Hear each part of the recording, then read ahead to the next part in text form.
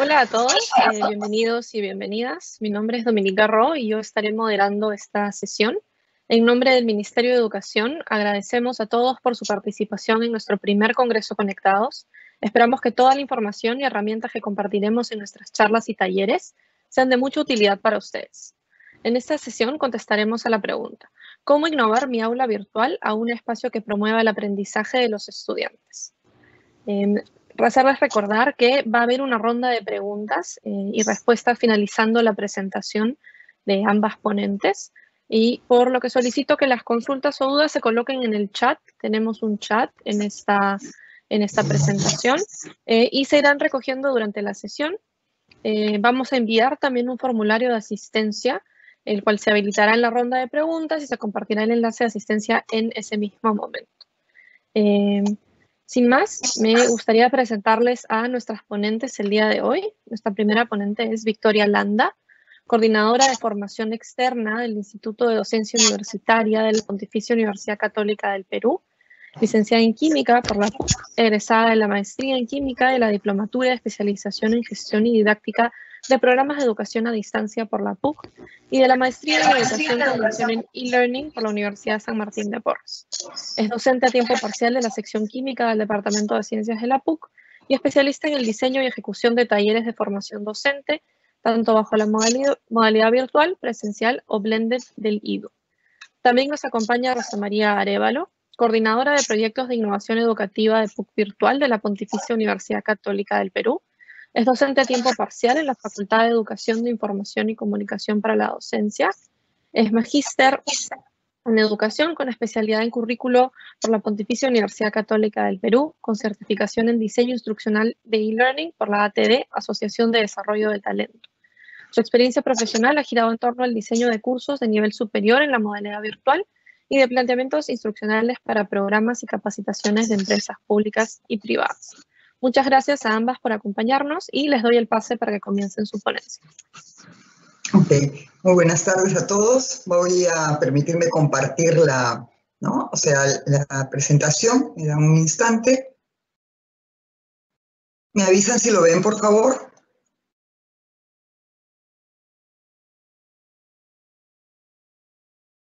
Jimena, ¿me puedes avisar si lo ves?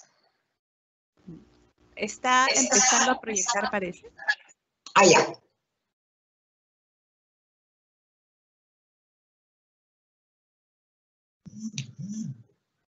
Ok. ¿Me avisan? ¿Todavía?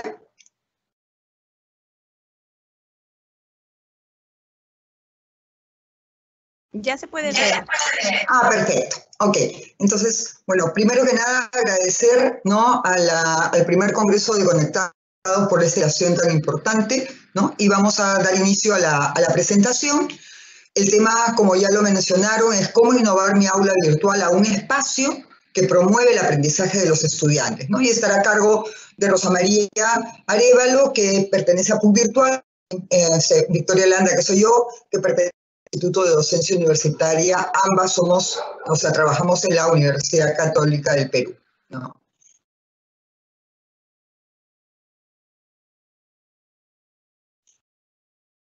El propósito de innovación en el desarrollo de cursos anuales teniente el aprender de los estudiantes. Si bien ambas trabajamos con, dentro de la universidad, nosotros desde el instituto damos talleres de formación docente a los docentes de la PUC para poder, virtualizar, ¿no? Desarrollar también estrategias de enseñanza-aprendizaje, ¿no? Elaborar recursos, etcétera. Nosotras dos tuvimos, la suerte de participar en el programa de apoyo al diseño e implementación de estrategias para la continuidad del servicio educativo superior en las universidades públicas. A la PUC le tocó trabajar con 7 universidades. Yo tuve el gusto de trabajar con la Universidad Nacional de la Amazonía y Rosa María con la Universidad Nacional del Centro, ¿no? Ahí estuvimos trabajando varios meses con los profesores y fue una experiencia muy, muy gratificante, ¿no? Nosotros, ¿qué vamos a ver en este taller, ¿no?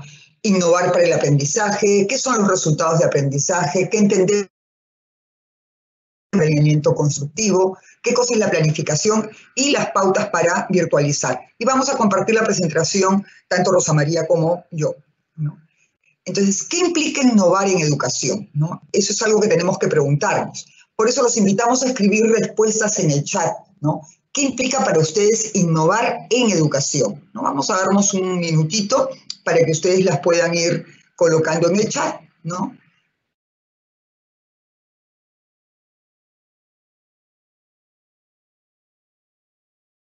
¿Okay?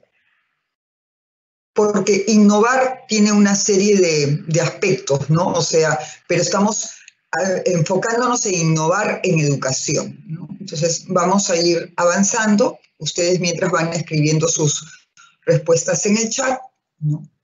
Innovar en el aula, ¿no? Virtual, pero la idea es promover el aprendizaje. Entonces, para poder promover el aprendizaje, lo primero que tenemos que hacer todos es establecer cuáles son los resultados de aprendizaje que yo quiero con el tema, unidad o capítulo de mi curso, ¿no? ¿Qué espero? ¿Cómo me van a demostrar los alumnos que han aprendido ese tema? Entonces, tenemos varias opciones, digamos. Si es la primera vez que voy a virtualizar mi curso, ¿no? O si ya he pasado por la experiencia de virtualización, ¿qué es lo que me debo preguntar? ¿Qué es lo que debo hacer? ¿No? Si es la primera vez que voy a virtualizar mi curso, tengo que pensar cómo lo voy a trabajar, cómo adapto todo lo que yo tenía presencial a lo virtual. Nuestro material que teníamos en las sesiones presenciales no hay que descartarlo, solamente hay que modificarlo, hay que adaptarlo, ¿no? Y si yo ya he por la experiencia de virtualización, lo que tendría que preguntarme es cómo me fue, qué cambiaría, ¿no? Una de las preocupaciones más grandes es el poder hacer una clase participativa en las sesiones sincrónicas, porque en lo presencial mirábamos la cara de nuestros estudiantes y podíamos saber si nos estaban comprendiendo o no nos estaban comprendiendo. Entonces, hay cosas que tenemos que ir analizando, cómo nos fue y qué cambiaríamos, ¿no? Y eso es algo que hacemos los docentes, no solamente en la etapa ahora de lo virtual, sino siempre hay que hacer esa reflexión para ver cómo ir gestionando el aprendizaje de nuestros estudiantes. Entonces, estas cosas se pueden ir mejorando semestre a semestre, ¿no? A la primera, no ténganse paciencia, no va a salir perfecto, ¿no? Pero podemos irlo adaptando, ir viendo también las características de nuestro curso y las características de nuestros estudiantes. Entonces, promover el aprendizaje, ¿qué va a implicar? Identificar los resultados de aprendizaje esperados para cada unidad o capítulo de su curso, como ya les he mencionado. Identificar las estrategias de enseñanza-aprendizaje que voy a emplear, ¿no? Indudablemente estas van a cambiar, ¿no? Desde lo presencial a lo virtual, qué debemos hacer, cómo voy a hacer mi clase más participativa, cómo voy a, incluir de repente trabajos colaborativos, ¿no? Entonces tenemos que ir dándonos cuenta de que algunas estrategias las tendremos que modificar. ¿Qué tipos de evaluaciones voy a aplicar? Se van a aplicar para establecer el logro de los resultados de aprendizaje, pero ¿cómo las voy a aplicar? Va a ser cuestionarios, van a ser entregas de trabajos, ¿no? Van a ser, preguntas de ensayo, ¿no? Tenemos que ir viendo, pero ¿qué nos tiene que servir la evaluación? Para poder medir si los logros o resultados de aprendizaje se han alcanzado. Luego de esto, hay que planificar. Siempre hemos tenido que planificar, pero ahora tenemos que tener en cuenta, como ya les dirá Rosa María más adelante, que al yo planificar sesiones sincrónicas y asincrónicas, no solamente es cuestión de tener mi PPT, no, sino que tengo que también en la plataforma educativa que vaya a utilizar, no tengo que ir colocando indicaciones, cronogramas, fechas, ¿no? Entonces hay una secuencia de acciones, no solamente es planificarlo desde lo teórico, sino también qué recursos voy a tener que incluir para esto, ¿no? Niveles de interacción que deseamos promover, ¿no? Siempre es bueno la interacción docente-estudiante, estudiante-estudiante y obviamente el estudiante con el contenido. Podemos tener también alumnos, ¿no? Los hemos tenido en lo presencial también, que no acuden a clases y sin embargo con los materiales que se les va dando ellos van aprendiendo también, ¿no? Pero esta docente-estudiante y estudiante-estudiante es bien importante porque el alumno y nosotros tenemos que tener una interacción efectiva, ¿no? para que podamos analizar si están aprendiendo o no están aprendiendo, qué cosa les está quedando como dudas, ¿no? Han comprendido mi sesión, han analizado el PPT y han conseguido comprenderlo, o qué es lo que no han comprendido para poder apoyarlos también. Entonces, vamos a ver primero qué son los resultados de aprendizaje, ¿no? Son enunciados acerca de los desempeños que esperan observar en los estudiantes, ¿no? Voy a poner un ejemplo muy simple. Si yo estoy enseñando, voy a poner un ejemplo escolar, si yo estoy enseñando a sumar, ¿cómo voy a saber si ellos han aprendido? Cuando yo les digo que sumas y ellos puedan resolverlas, ¿no? Entonces, el alumno aplica, ¿no?, las sumas en diversas situaciones, digamos. Declaran los logros a ser alcanzados por los estudiantes en ese semestre académico, en nuestro curso, ¿no? Y los resultados de aprendizaje constituyen la evidencia que nos permita verificar el logro de aprendizaje. Si nosotros tenemos, vamos a suponer, 60 alumnos, ¿no?, y al poner una evaluación que está midiendo los resultados de aprendizaje, tenemos pues un 70 o 75% que lo ha conseguido, perfecto.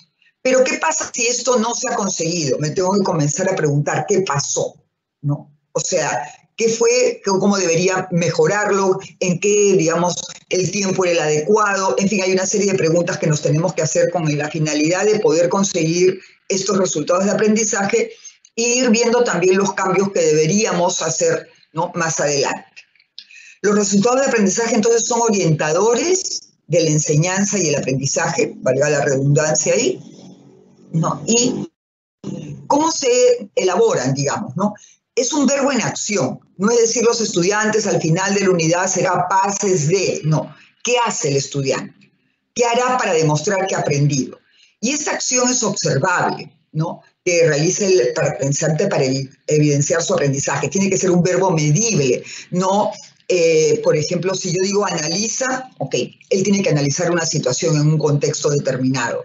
Pero si digo reflexiona, ¿cómo mido la reflexión?, ¿no? Entonces el verbo tiene que ser observable.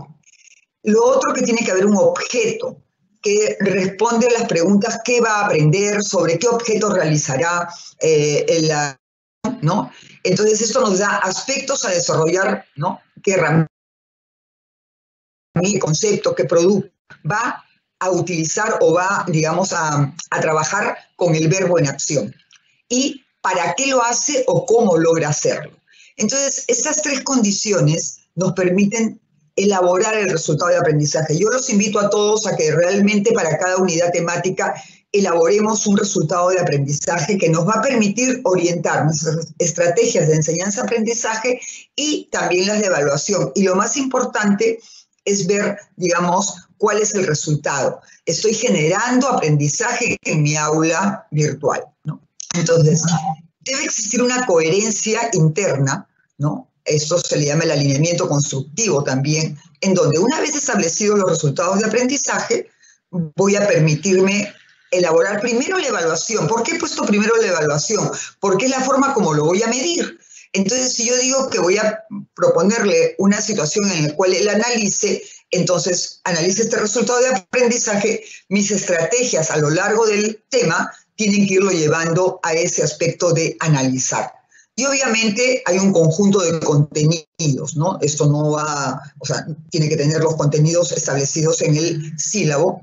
Toda esta coherencia, ahora encima tenemos que ver cómo lo hacemos desde la virtualidad, ¿no? Entonces, ¿cómo consigo que mis estudiantes, a través de mis estrategias de enseñanza-aprendizaje y a través de los medios de evaluación que yo voy a proponer, me pueda dar la evidencia de que ha alcanzado el contenido, que ha alcanzado los resultados de aprendizaje que se han propuesto con esa unidad temática, ¿no?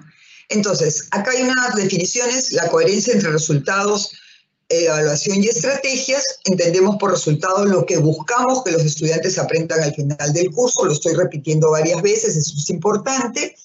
Dirigen todas las acciones que planifiquemos en el aula, las sincrónicas y las asincrónicas, ¿no?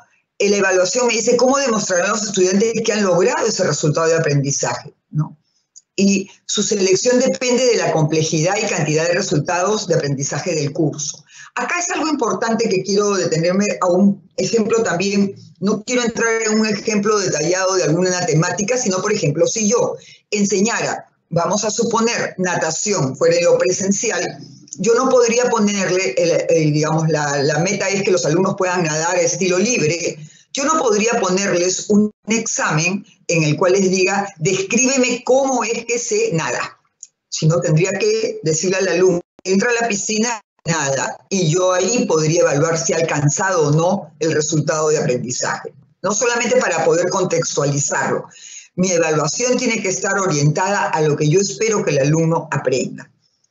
Situaciones de enseñanza-aprendizaje son las acciones que como docentes y estudiantes realizan para el logro de los resultados de aprendizaje en coherencia con esta evaluación que estamos trabajando. Estas situaciones deben darle oportunidad al estudiante de experimentar la forma en que se va a evaluar. Es decir, si yo quiero que el estudiante analice, tengo que darle opciones para que durante las sesiones de aprendizaje, enseñanza-aprendizaje, él pueda ir analizando situaciones. No sería justo que yo solamente le diera, digamos, los contenidos temáticos, los explicara y nunca hiciera un ejercicio de análisis, porque ahí no estaría, digamos, encaminándolo a conseguir el resultado de aprendizaje. Entonces, esa coherencia es muy importante, ¿no?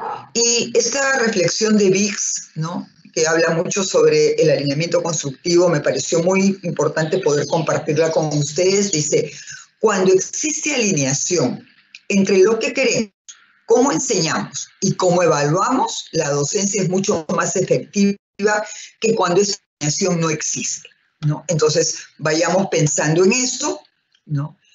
Por lo tanto, en un sistema de enseñanza integrado, los métodos y las actividades formativas y los sistemas de evaluación deben estar coordinados para que nuestro fin y meta sea alcanzar esos resultados de aprendizaje definidos, pero tenemos que, primero que nada, definir cuáles son esos resultados de aprendizaje. Entonces, ¿qué consideraciones debemos tener a la hora de planificar? Acá les vamos a colocar algunas preguntas guía. Dice, ¿qué aprenderán nuestros estudiantes? Okay. La segunda pregunta podría ser, ¿qué actividades serán necesarias para lograr esto? Y en esas actividades tengo que pensar en lo sincrónico y en lo asincrónico, ¿no? ¿Cuánto tiempo le demandará al estudiante, ¿no?, alcanzar esos logros o resultados de aprendizaje? ¿Los estudiantes son capaces de hacerlos? O sea, de realizar estas actividades. ¿Qué significa? Que tengo que ver también los tiempos. Nuestros estudiantes no solamente llevan nuestro curso, no, entonces tenemos que ir también junto con ellos planificando las horas que van a tener que dedicarle a estudiar, ¿no?, el curso que, digamos, que nosotros conducimos. Era igual a la hora de lo presencial, solamente que no teníamos esa interacción, sencillamente dejábamos trabajos, ¿no?, pero no nos preocupábamos tampoco de los tiempos. Ahora es muy importante ver el tiempo que le demanda al estudiante. Y obviamente eso permite también que cuando yo haga una reflexión sobre cómo me fue en el curso, ¿no?, pueda yo ir modificando alguna de estas condiciones. ¿Qué herramientas digitales, ¿no?, van a utilizar o van a ser pertinentes, ¿no? Hay que ver también los problemas de interconectividad que tenemos. Hay que tener presente que muchas veces nuestros estudiantes solamente cuentan con celular y muchas veces no tienen conectividad a la hora de lo sincrónico. Por lo tanto, tenemos que dejar evidencia de lo que hemos realizado durante lo sincrónico porque nos ocurre a nosotros como docentes también, que a veces se va la señal, ¿no? Entonces, estas cosas tenemos que irlas y pensando sobre todo. ¿Qué canales de comunicación voy a utilizar con mis estudiantes, ¿no?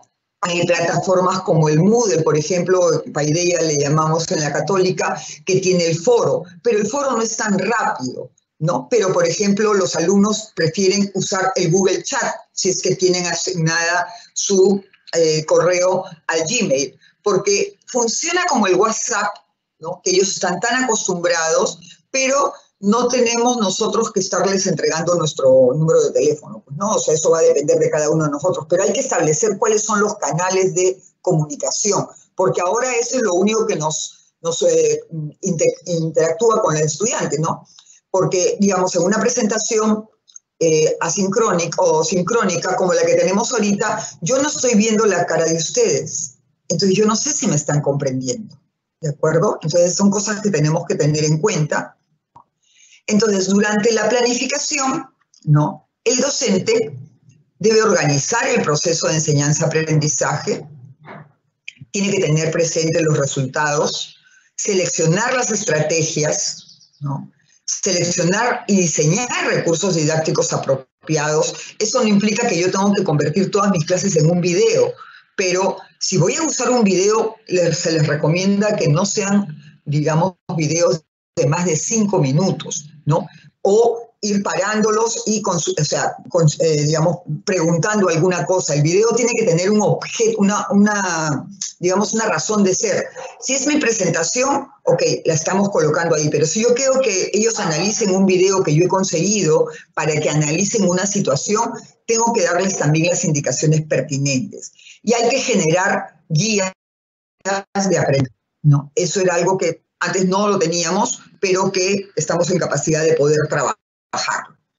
Entonces, si nosotros además debemos adaptar los tiempos, ¿no? Y también tener en cuenta las características, no sé qué pasó acá, perdonen, las características de nuestros estudiantes. ¿De qué nivel académico son? ¿Son ingresantes? ¿Son alumnos que ya están a la mitad de la carrera, que están hacia el final, que son en la maestría, ¿no? Entonces, estas características nos son muy importantes para poder diseñar todas las estrategias de enseñanza-aprendizaje.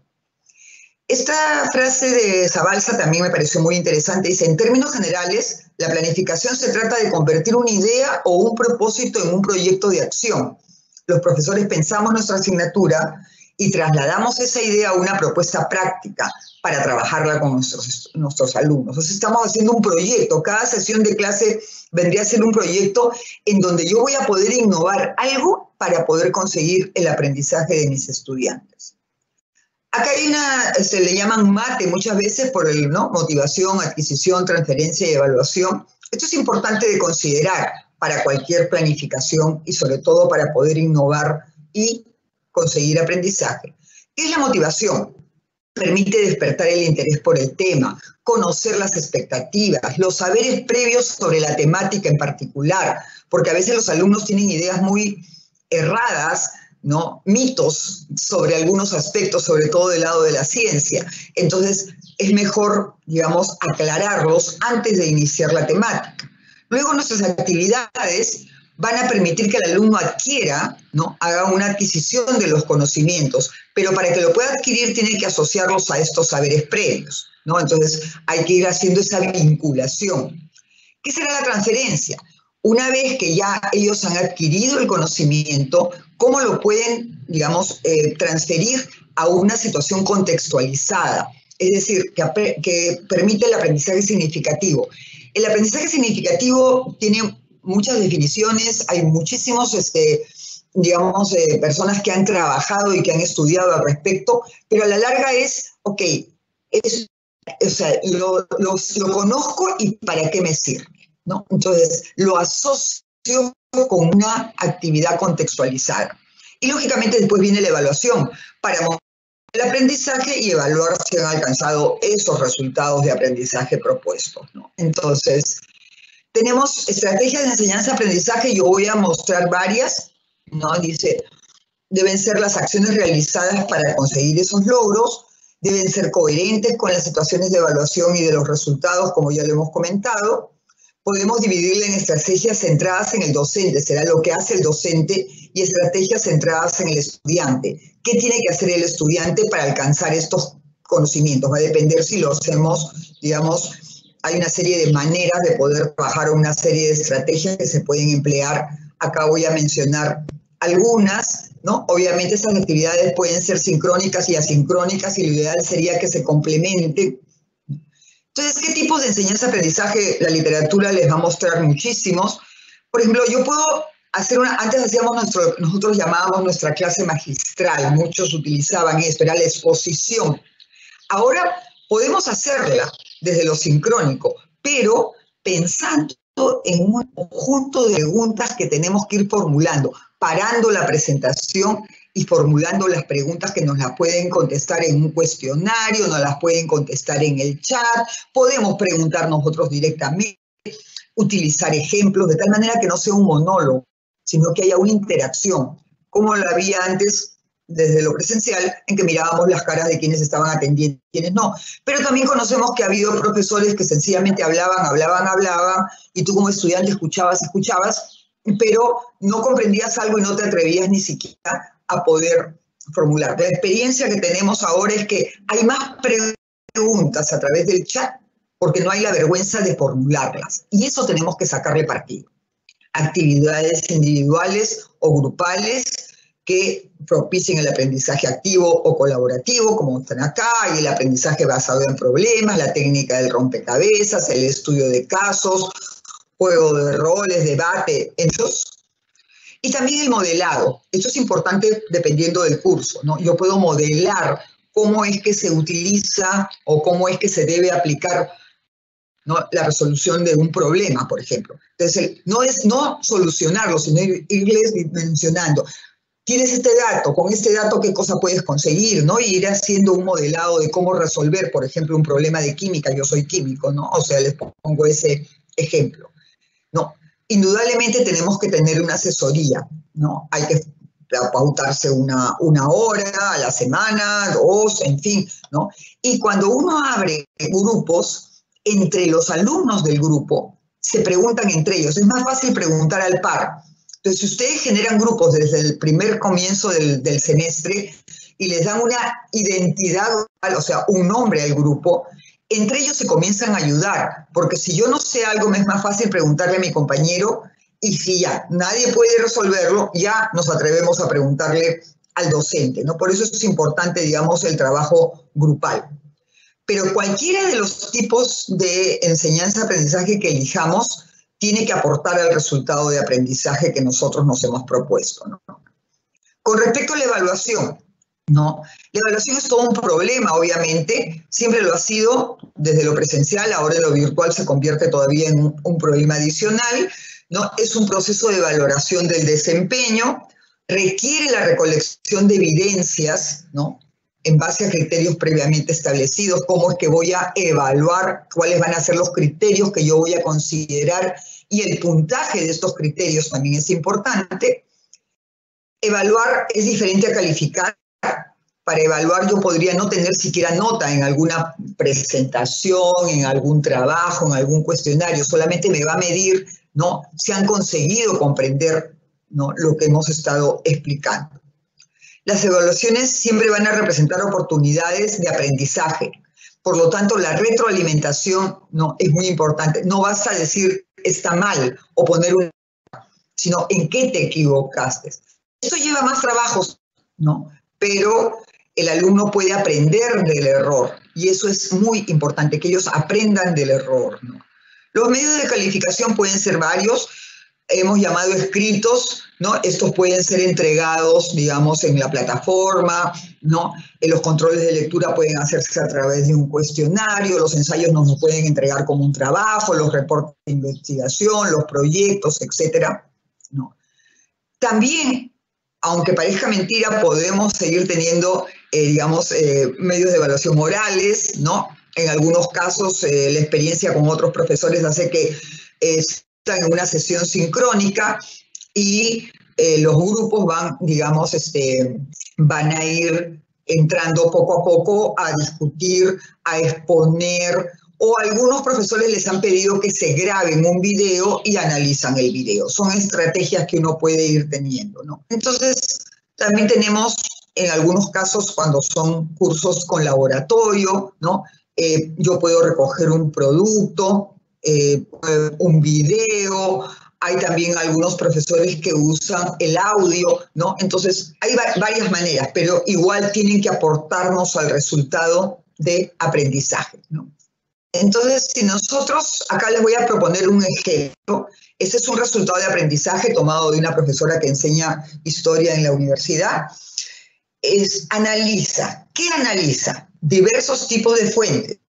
¿Y para qué lo hace? Para comprender los procesos históricos. Entonces, si ese es mi resultado, yo podría emplear como estrategias de enseñanza-aprendizaje, a lo mejor una clase magistral, una plenaria muy activa, podría ser un modelado presentando un caso, ¿no? Podría decirles a los alumnos que cada uno lea uno de los tipos de fuentes y después se intercambien entre ellos para que luego puedan hacer, digamos, trabajar un caso, digamos, pertinente o analizar una situación. Y las situaciones de evaluación, ¿no? Deberían ser, por ejemplo, el análisis del caso, el ensayo, el informe. Tal vez un examen escrito como tal no nos va a permitir, sería más complejo, y que ellos analicen los diversos tipos de fuentes o procesos procesos históricos, digamos, ¿no? Entonces, acá lo importante es que la retroalimentación debe ser continua.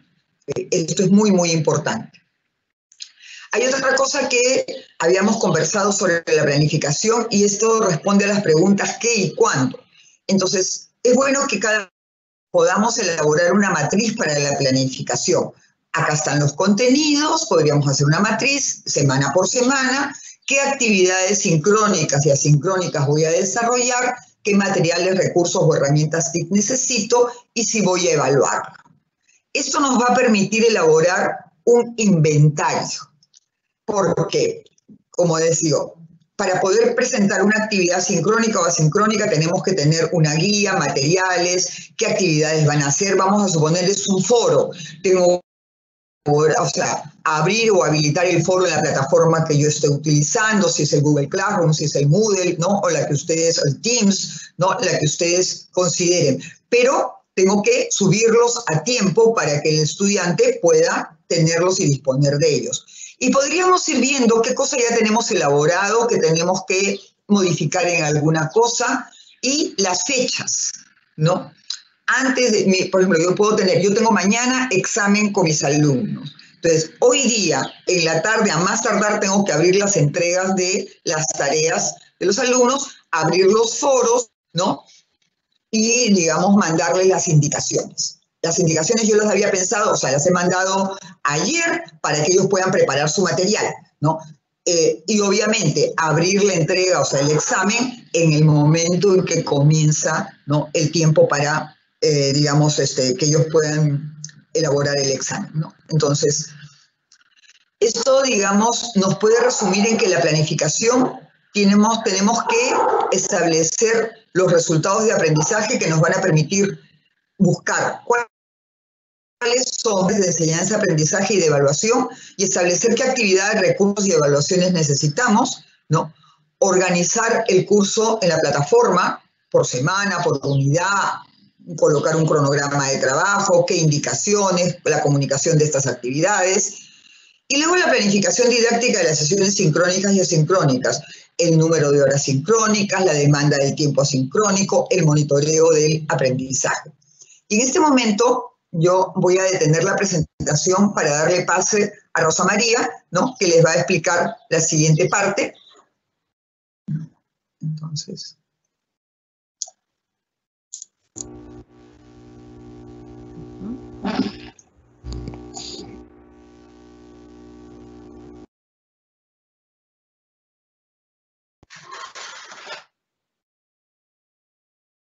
Estás sin audio. Tu audio.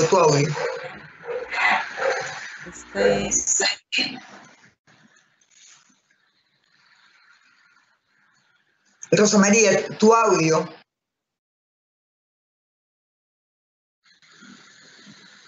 A ver.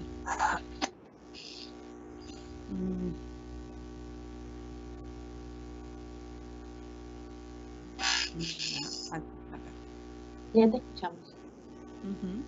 Hola, ahora sí. Muy bien, gracias. Bien, y justo les iba a comentar que por alguna razón no carga el lado de las preguntas. Yo quería justo ir ayudando en la dinámica. Habíamos quedado con Vicky. Queríamos saber justo qué opinaban ustedes de innovación. Lanzamos la pregunta para poder ir generando la dinámica, pero bueno, hay un temita técnico que no me permite mirarlas. No sé si Vicky, tú sí las puedes ver, porque justo estaba conversando con algunas personas que están asistiendo y que me han dicho que sí se ve el panel. De repente solo es un problema a mí. ¿ok? Pero si no, de repente las moderadoras nos ayudan. Y bueno, en realidad nos encantaría intercambiar un poco, interactuar.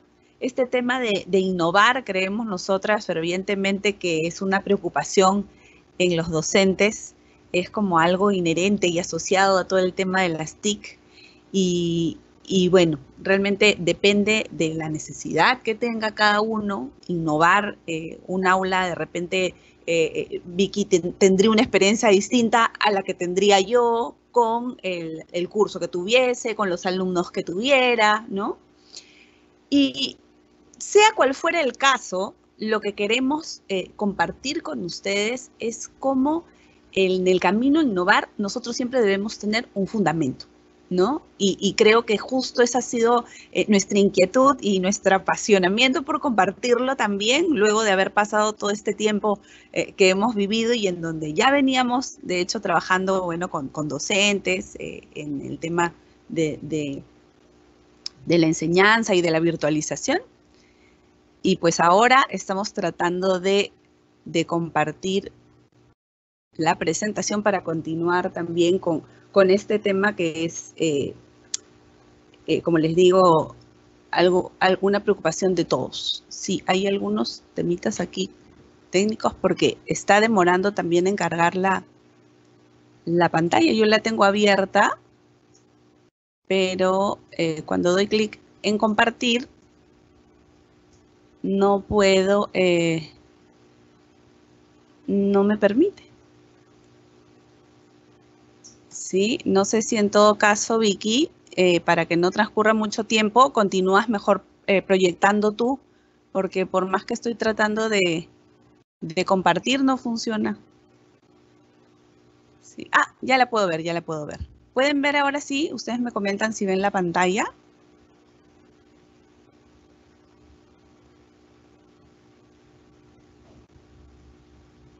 A ver. ¿Pueden ver lo que estoy proyectando? Sí, Rosa María, sí se ve.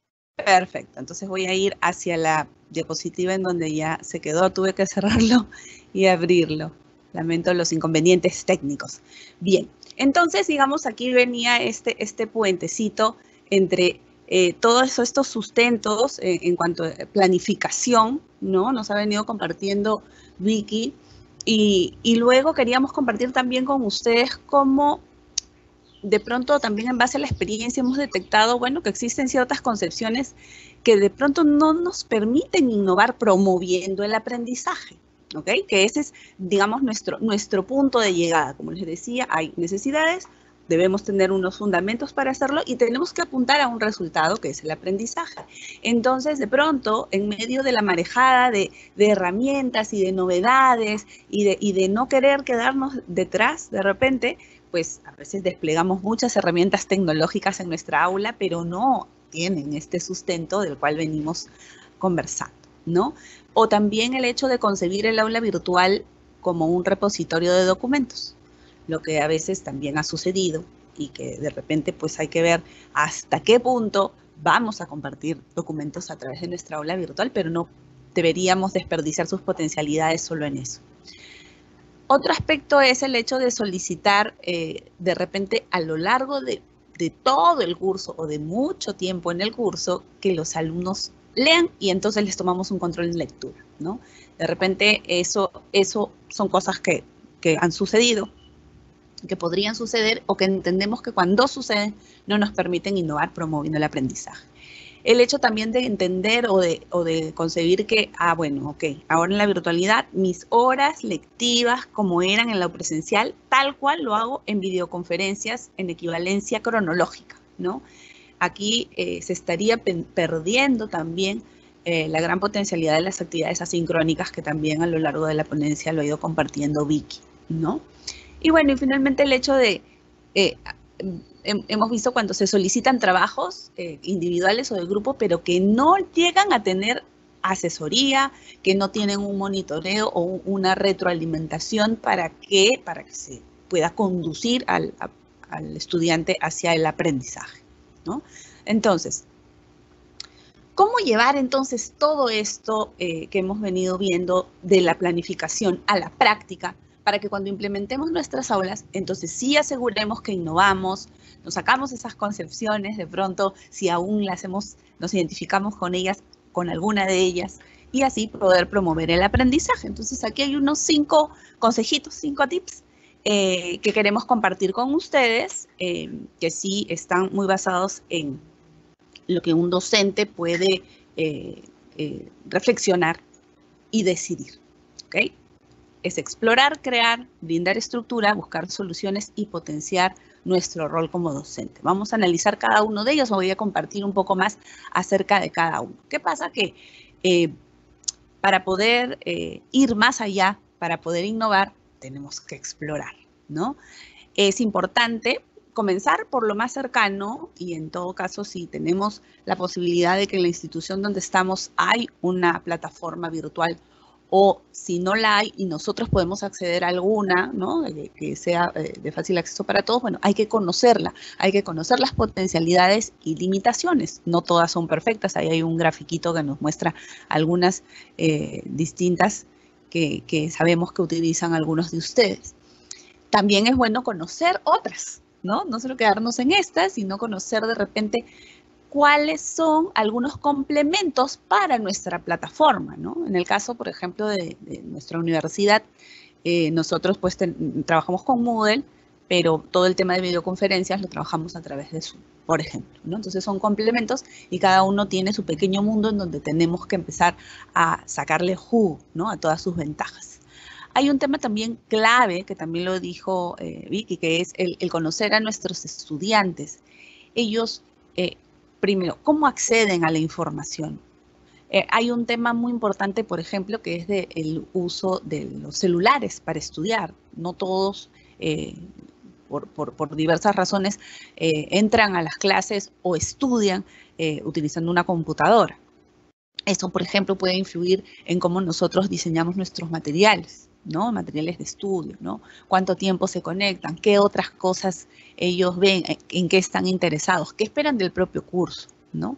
Y bueno, y todo esto del explorar, pues también puede estar muy relacionado con el nivel de manejo de TIC que tenemos cada uno, ¿no?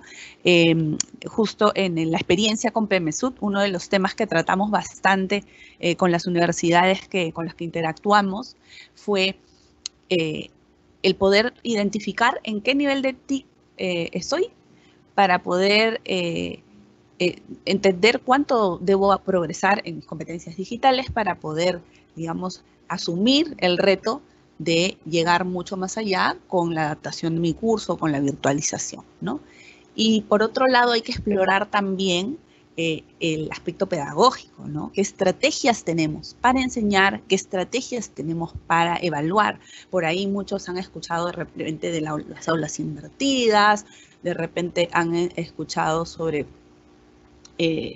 temas de trabajo colaborativo, ¿no? Entonces, ¿cuáles de ellas hay? ¿Cuáles son adecuadas para mi curso? ¿No? Entonces, todo este tema de explorar podría englobar estos aspectos que los podrían ayudar a ir avanzando de repente en el conocimiento y sentirse mucho más libres para crear, ¿no? Esto es algo muy importante porque va a llegar un punto en donde tenemos que, como les decía, tomar decisiones y empezar a ver qué actividades y recursos en función de esa planificación de la que hemos venido hablando y con coherencia vamos a seleccionar, porque lo que queremos es que los estudiantes aprendan y eso lo vamos a repetir miles de veces porque queremos que ellos aprendan y no perdernos en los medios, ¿ok? Algo muy importante es que los recursos que ya teníamos no tienen por qué ser desechados. Aprovecha aquello que fue valioso, ¿no? Y de repente necesita solo una pequeña adaptación, un ajuste, ¿no? Alguna referencia para que los estudiantes lo puedan utilizar en esta modalidad a distancia o virtual.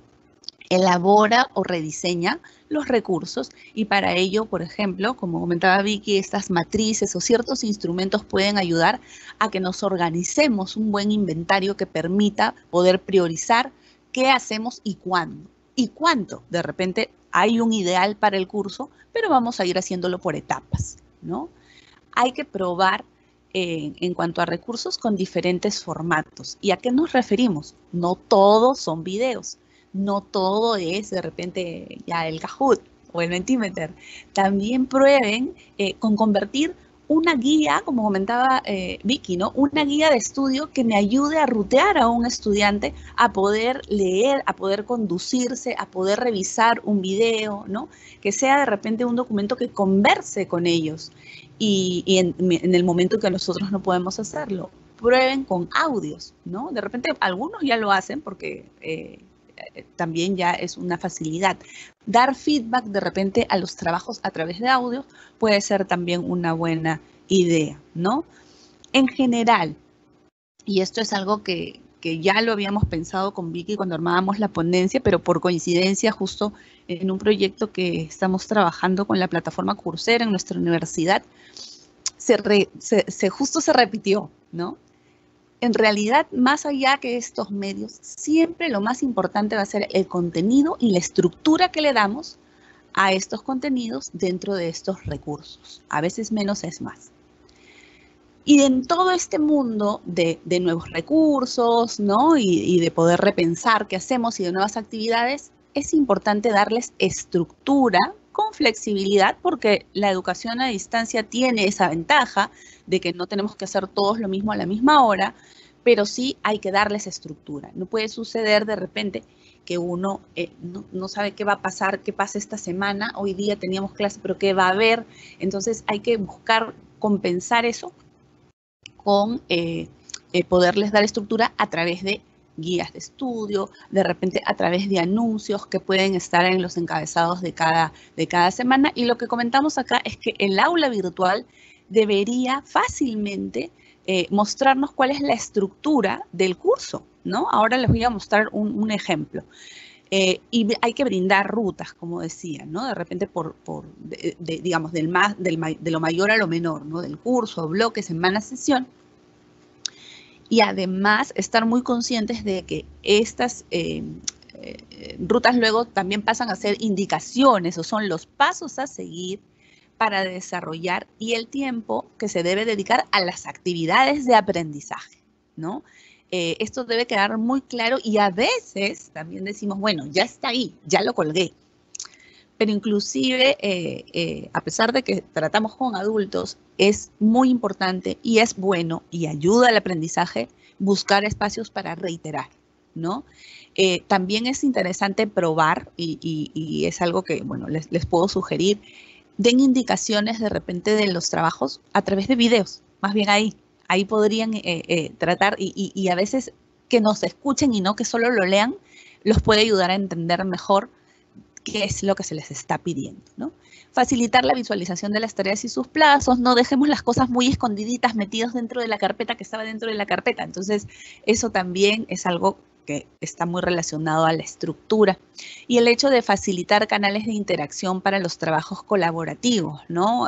Hablaba Vicky de los chats, de los foros, de repente ver qué opciones tenemos y sobre todo cuando hablamos de estudiantes como los que de pronto vienen ya hace un año estudiando en nuestras universidades, tal vez no han tenido mucho espacio para socializar y si les exigimos un trabajo colaborativo, habría que también ayudarlos en eso, ¿no? Darles los canales, de repente genérenles grupos privados de chats, de foros, ¿no? Pregúntenles cómo va, denles algún tipo de estrategia para poder solucionar algunos inconvenientes. Les comentaba sobre las estructuras y rápidamente voy a mostrarles estos dos ejemplos, ¿no? En el primer lado, el aula que es un poco más de color azul, es una de las aulas que nosotros utilizamos para PEMESUD. No está toda desplegada para poderla ver en una sola vista, pero ahí como ven, en una sola vista yo me puedo ubicar en que es un curso que tiene 4 unidades, ¿no? Entonces yo sé que voy a cumplir 4 unidades, que hay una semana de inducción, sé que hay un espacio en donde hay una información preliminar para que me presente el curso, los documentos generales y sobre todo también está a la vista los canales de comunicación, que son el foro y el tablón de anuncios, ¿no? Entonces eso, digamos, hemos tratado de mantenerlo lo más simple para que sea mucho más fácil de identificar la estructura del curso, ¿no? En el lado derecho, el de color amarillo, es un programa dirigido a cachimbos, que, digamos, el objetivo era también introducirlos, darles un material de nivelación, y eran en realidad 5 módulos, no tan pequeños, pero también por las características de estos estudiantes. En el aula, por ejemplo, en lugar de trabajarlo como se trabajó, digamos, para docentes, ¿no? Se ha trabajado una infografía que ha sido trabajada en Genially, ¿no? Ustedes, cualquiera que conozca un poquito de Genially, entra, lo hace y puede hacer también algo así en su plataforma. Y cada uno de las esferas rojas son enlaces a unos Google Sites, ¿no? En donde los estudiantes pueden encontrar información para revisarla de una manera mucho más visual, ¿no? Entonces, a eso nos referimos con dar estructura, ayudar a que uno se ubique dónde está, qué es lo que antecede y viene luego, ¿no? Bien, acá ya dejé de proyectar, voy a seguir proyectando, ya vamos a terminar. Y bueno, en realidad puede suceder que tenemos inconvenientes y debemos buscar soluciones. De pronto todo eso que hemos planificado no necesariamente va como lo esperábamos y eso está bien, porque lo que tenemos que hacer es buscar las soluciones. Entonces de repente tenemos, bueno, es que a mí me vienen a contar también, ¿no? Es que los estudiantes no tienen muchos problemas de conexión. Yo no puedo hacer esos videos, yo no puedo hacer. Entonces, bueno, tenemos que buscar el camino para proveerles materiales que ellos puedan ver sin conexión. Tendríamos que ver cómo se podría lograr de repente un mejor resultado de participación de un grupo de 80 dividiendo de repente por sesiones de grupos pequeños, ¿no? O reiterar canales que hay para comunicarse, así como el tema de la evaluación tiene que también ser pensado para poder ser desarrollado a través de distintos instrumentos y distintas estrategias para poder recoger la información de distintos modos si es que alguno de ellos falla por el tema de la conexión, por ejemplo, ¿no? Y bueno, y otro aspecto muy importante es que estemos conscientes de que nosotros mismos tenemos que potenciar nuestro rol. Todo esto tiene que ver con innovar nuestra aula para promover el aprendizaje. Entendamos que no solo transmitimos, no es malo que transmitamos, es parte de, pero no es todo y eso solo es un primer nivel. Recordemos que nosotros tenemos que moderar, organizar y asesorar y todo este potencial desplegarlo en nuestras sesiones sincrónicas y asincrónicas. Entonces ahora vamos a pasar con Vicky para poder comentar estas recomendaciones finales e ir cerrando. Más bien, si me habilitan el audio, por favor, porque no... no puedo, no tengo audio. Mi audio no está cerrado, no lo puedo abrir. Ahora, yo te escucho, Vicky. Sí, se te escucha. Ahora ya no se te escucha.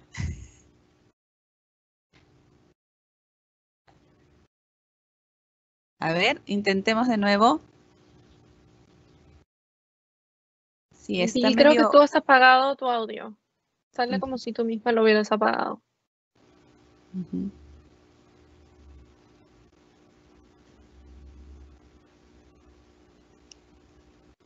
Ajá.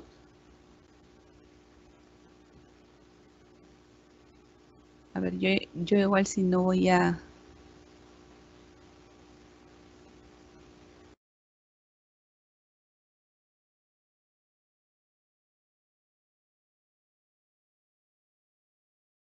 No se escucha.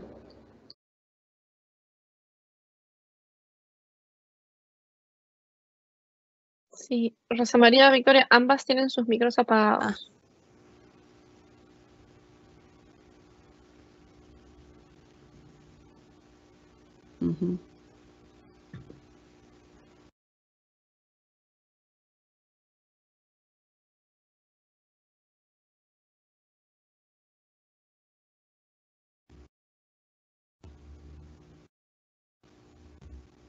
A ver. Hola. A ver, el mío ya se luce como abierto. A ver.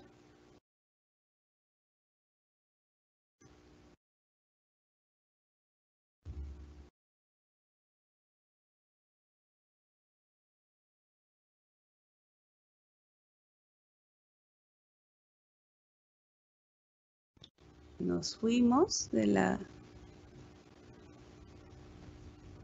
No, siguen, pero Está, parece que Victoria está teniendo ya vi quién. el audio. Sí. Ajá. Es como si tuviera el micro apagado, no podemos escucharte, Victoria.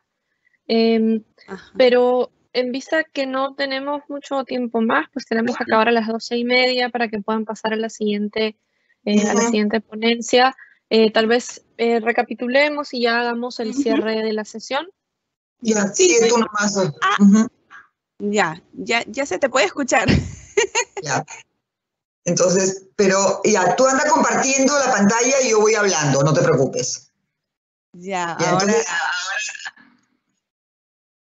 ahora que nosotros lo que tenemos acá es. Lo que les queremos decir ahora es unas recomendaciones finales, ¿no? Para innovar en su aula virtual. Número 1, hemos mencionado los recursos o los resultados de aprendizaje, ¿no? Establecer, bueno, qué contenidos van a involucrar el que los alumnos puedan conseguir los resultados de aprendizaje, qué actividades de enseñanza-aprendizaje voy a diseñar, cómo voy a evaluar, sobre todo también la interacción, qué usos de recursos o de herramientas digitales voy a utilizar. Lo que ya les mencionó Rosa María, el organizar la plataforma y aula virtual son sumamente importantes, ¿no? Y por último, digamos, permitir que la innovación en nuestra aula se va a dar cuando se cuenten con recursos diversos para entregar el contenido, cuando podamos fomentar la comprensión y el análisis de la información mediante guías, herramientas en línea, espacios de preguntas, foros, cuando podamos promover espacios de interacción, diálogo y consulta con los estudiantes, cuando, digamos, identifiquemos y se den pautas y orientaciones precisas, tal como mencionaba Rosa María, no basta con solamente Carla. Tal vez es bueno un principio quedado, digamos, lo que tengan que hacer no sea la pregunta del alumno, ¿qué quiere el profesor de mí?, sino qué es lo que tengo que hacer para conseguir aprendizaje. Siempre es bueno, hacia el final de la sesión sincrónica o hacia el final de las actividades asincrónicas, preguntarle a los estudiantes, que podemos usar diversos medios, qué consideran que han aprendido, ¿no? ¿Qué parte les ha parecido más difícil, ¿no? De esa manera nosotros podemos reorientarlos y aprovechar las herramientas para acompañar y retroalimentar las actividades, ¿no? Y presentar un claro y contenido sistema de evaluación, ¿no? Estas evaluaciones sumativas, las evaluaciones formativas son muy, muy importantes de poder trabajarlo, ¿no? Y por último, nosotros les pedimos a nuestros colegas, ¿no?, que estaban, digamos, trabajando con nosotros en lo de el PMSUT, ¿no?, que si nos podían, digamos, compartir algunas ideas, ¿no? Entonces, no sé si lo van a poder ver, pero sí puedo hacerles la lectura de 2 o 3, ¿no?, de qué era lo que nos están, digamos, tanto de la Universidad Nacional de la Amazonía como de la Universidad del Centro. Les pedimos a los profesores con los que habíamos trabajado que nos comentaran, digamos, alguna recomendación para alguno de ustedes, ¿no? Y hemos tenido las respuestas de varios, entre ellos hay varios que nos mencionan que se tengan paciencia, que hay que decirles que pierdan el miedo al uso de la plataforma, porque muchas veces nos equivocamos y no avanzamos, y equivocamos y aprendemos, ¿no? Eso es algo que hay que tenernos paciencia, ¿no? Otros les dicen, no, nuestra función como docentes en el contexto virtualmente es el sentido, nos corresponde estructurar la sesión de aprendizaje con las mejores estrategias, sincrónicas y asincrónicas, ¿no? Adaptar el sílabo, ¿no? Adaptar el sílabo. Hay otros que nos mencionan que considero que para virtualizar un curso, los primeros que se debe realizar es conocer el manejo de la plataforma, cosas que ya Rosa María de alguna manera les ha ido diciendo, ¿no? Importante planificar las clases virtuales, debidamente reforzadas con materiales y recursos, ¿no? Y hemos tenido profesores que nos han colocado el nombre de la universidad y su nombre, y otros que han preferido hacerlo de manera anónima, pero agradecemos esta, digamos, colaboración, y tal vez ustedes también en algún momento podrían ya comenzar a darle alguna sugerencia a sus colegas de cómo, ¿no?, enfrentar la virtualización. Yo sé que ya todos probablemente han trabajado esto, salvo que el curso sea nuevo, pero creo que es importante establecer que si ya lo hice el semestre pasado, ¿qué puedo ir cambiando? ¿Cuál fue mi check y qué puedo ir cambiando? Y todo esto pensando en que queremos, eso es innovar, estoy cambiando mi manera. Entonces estoy innovando, ¿para qué? Para conseguir aprendizaje, ¿no? Entonces les agradecemos mucho. No sé si Rosa María quiere decirles algo, yo solamente les digo ténganse paciencia, ¿no? Y vayamos paso por paso. Yo creo que eso es lo más importante, teniendo como meta que nuestros alumnos tienen que aprender, ¿no? Un gusto de poder compartir con ustedes, ¿no? Y bueno, será hasta una nueva oportunidad, y agradecer al evento por esta importante, digamos, congreso que está realizando en esta situación que nos todo el Perú. No sé, Rosa María, igualmente. Si tú... Sí, un gusto haber participado. Como les decía, nos apasiona compartir toda esta información, y esperamos que les sea súper útil. Yo creo que igual vamos a ir mirando las preguntitas, a ver si de alguna manera se puede responder o conocer, porque también nos ayuda mucho a nosotros para experiencias al futuro. Muchas gracias por su atención. Muchas gracias, Victoria y Rosa María, por la presentación. Ha sido muy interesante poder escucharlas y poder ver el PPT que han presentado.